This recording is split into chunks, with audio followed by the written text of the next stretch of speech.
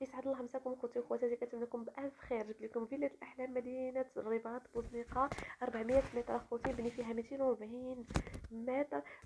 فيلا واعره، 4 الواجهات، الكراج كيحمل 3 ديال السيارات. دايره بالكاميرات المراقبه، 8 ديال الكاميرات اخوتي.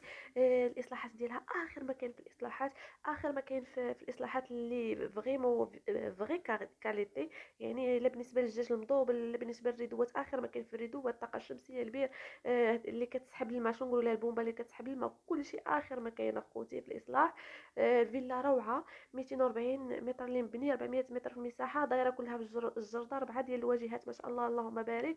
كتطل على طريق وطنيه، يعني اون فاس معها ما كاين حتى شي حاجه، كاين طريق وطنيه كدير القصر.